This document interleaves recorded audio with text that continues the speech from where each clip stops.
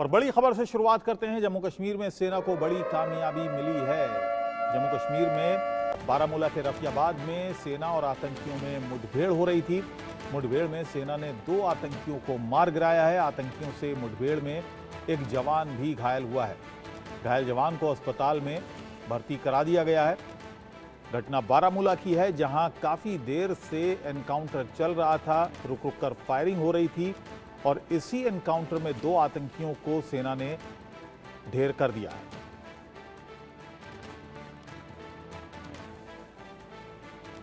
इस मुठभेड़ में एक जवान भी घायल हुआ है सेना का, जिसे अस्पताल में भर्ती करा दिया गया है घायल जवान को।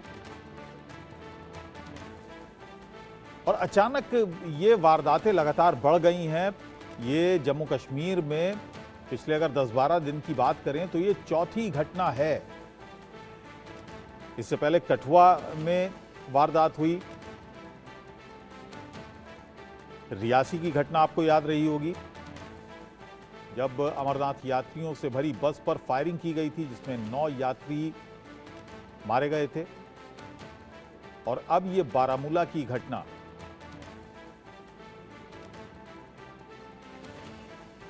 दो आतंकियों को इस घटना में मार गिराया गया है और इसमें एक सेना का जवान भी घायल हुआ है। और मेरे सहयोगी आशिक मीर इस वक्त मेरे साथ बने हुए हैं। आशिक, अब क्या यहां पर तलाशी अभियान चल रहा है या सिर्फ 2 ही आतंकी यहां पर थे जिनको मारा गया है, या कुछ और भी मिलिटेंट हो सकते हैं? बिल्कुल, इस वक्त हम स्पॉट पर खड़े हैं। रफियाबाद का ये हाईवे है जो कुपवाड़ा की तरफ जाता है और यहाँ पर आज सुबह फोर्सेस को एक इनपुट मिला था कि इस इलाके में कुछ टेररिस्ट की मूवमेंट दिखी थी, जिसके बाद सिक्योरिटी फोर्सेस ने इस पूरे इलाके का कॉर्डन किया है।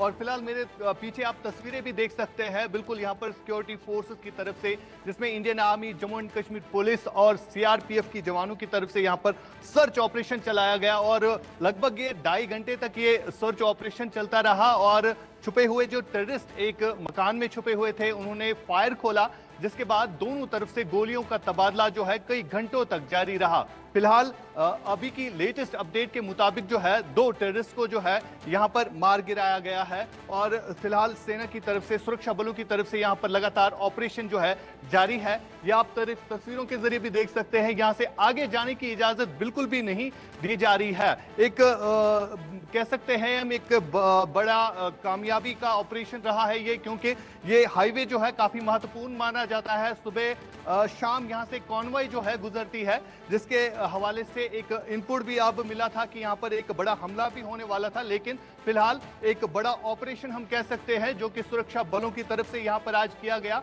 फिलहाल 2 टेररिस्ट की बॉडी जो है मिली हुई है और जिनके कब्जे से फिलहाल कुछ हथियार भी वहीं पर पड़े हुए हैं और ऑपरेशन जो है लगातार फिलहाल कश्मीर घाटी में चल रहा है। जी आशिक, हमने देखा लगातार ये वारदातें बढ़ी हैं। अगर 8-10 दिन की बात करें तो ये चौथी घटना है। रियासी में हुई, कठुआ में, या इससे पहले भी सेना की काफिले पर फायरिंग की घटना हुई थी अभी कुछ दिन पहले।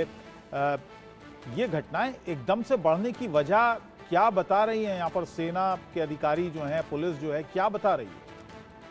देखिए, अगर हम बात करें तो बीते महीने जो यहाँ पर लोकसभा के चुनाव हुए और इन चुनावों में जिस हिसाब से लोग बढ़ चढ़कर इलेक्शंस में हिस्सा डालने के लिए आए, यानी जो इलाके बॉयकॉट का असर जिन इलाकों पर ज्यादातर रहता था, उन इलाकों से बम्पर वोटिंग जो है हमें देखने को मिली। यानी लोग खुलकर सामने आए, लोगों को बिना किसी डर के जो है खुल के बाहर आए और उन्होंने वोटिंग में हिस्सा लिया, जिसका साफ तौर पर यह नतीजा निकल रहा है कि अब कहीं ना कहीं पार बैठे जो आतंकी संगठन चलाते हैं उनमें कहीं ना कहीं फ्रस्ट्रेशन अब दिख रही है, जिसकी वजह से अब ज्यादा से ज्यादा जो है इन्फिल्ट्रेशन अटेम्प्ट्स हो रहे हैं। और लगातार हमने देखा कि जम्मू के कई एक इलाकों में हमले हुए, यात्रियों पर अटैक्स किए गए और अब जो है कहीं ना कहीं एक फ्रस्ट्रेशन का माहौल जो है बना हुआ है। अगर हम पाकिस्तान की बात करें तो लगातार यहां पर टेररिस्ट भेजने की कोशिश की जा